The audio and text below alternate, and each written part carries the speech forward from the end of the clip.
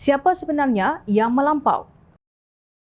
Apa jadi dengan muafakat nasional yang dilahirkan di Pusat Dagangan Dunia Putra PWTC pada 14 September 2019 dengan linangan air mata oleh UMNO dan PAS? Masih terbayangkah dalam ingatan orang Melayu di seluruh negara saat itu, ribuan ahli UMNO dan PAS serta pertubuhan bukan kerajaan NGO Melayu Islam hadir dalam apa yang mereka namakan Himpunan Penyatuan Ummah. Diwawarkan bahawa himpunan tersebut adalah bagi memulakan perpaduan politik UMNO dengan PAS yang menamatkan perselisihan politik bangsa Melayu lebih daripada 4 dekad di negara ini.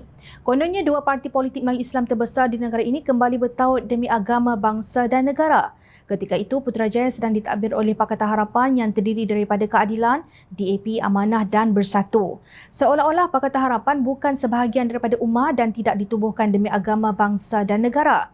Malangnya, usia muafakat nasional yang ibaratnya belum sempat masuk tadika telah terhenti. Ada yang kata mati tanpa pusara, ada yang kata pensan sahaja. Hari ini, PAS dan UMNO saling berbalas ucapan selamat tinggal setelah berbelas bulan saling berbalas membaling batu. Bagaimanapun, Ketua Pemuda PAS Ahmad Fadli Shah dilaporkan berkata penyatuan ummah tidak pernah terhenti. Parti tersebut katanya akan terus memperkukuhkan hubungan dengan rakan iaitu Bersatu dan Gerakan dalam Perikatan Nasional. Saya nak ucapkan selamat berjaya. Kami akan fokus memperkuatkan PN yang sudah mendapat sokongan besar orang Melayu dan Bumi Putera. Bagi kita, soal penyatuan ummah ini perlu diteruskan dan dilaksanakan. Momentumnya tidak akan terkesan dengan kenyataan Ashraf itu. Semua tahu kecenderungan UMNO sekarang ini dan saya tahu perpaduan ummah tidak lagi menjadi agenda mereka, katanya lapor Free Malaysia Today. Beliau berkata demikian sebagai mengulas kenyataan Setiausaha Agung UMNO Datuk Dr. Ashraf Wajdi Dusuki yang berkata parti itu tidak lagi memikirkan soal MN, sebaliknya bertekad mengukuhkan kerajaan perpaduan yang ada. Kita hari ini harus fokus seperti apa yang dititahkan oleh Yang di-Pertuan Agong untuk membentuk perpaduan nasional, bukan hanya soal Melayu Islam tetapi juga soal negara. Kenapa mereka begitu angkuh menolak titah diraja di peringkat awal? Dalam keadaan sebaliknya, kita perlu fokus kepada kestabilan negara, katanya seperti dipetik utusan online. Ashraf Wajdi menegaskan agenda yang dibawa UMNO bukan sekadar perpaduan Melayu, sebaliknya mengenai kepentingan negara.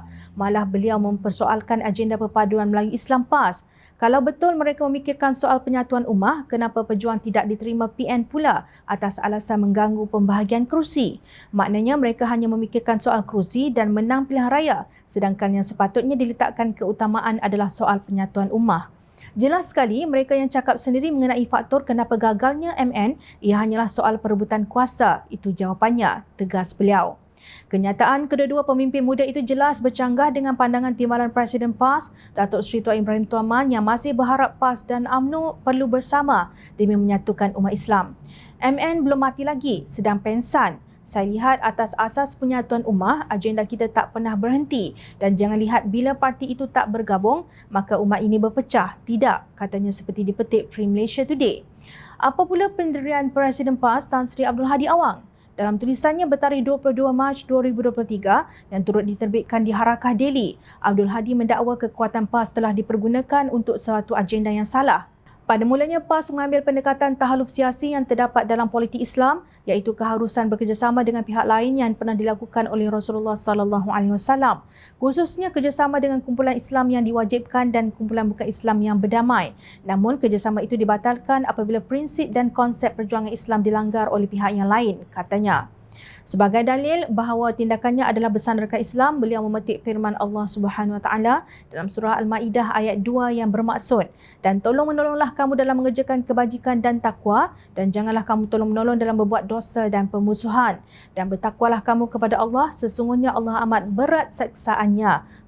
PAS mengambil pendekatan ta'awun siasi dengan membawa konsep perpaduan ummah iaitu menyatukan umat Islam terlebih dahulu, diikuti oleh penyertaan bukan Islam yang tidak ekstrim sehinggalah PAS berhasil mengambil alih kerajaan selepas pilihan raya umum ke-14 serta menubuhkan muafakat nasional dan Perikatan Nasional menurut Abdul Hadi.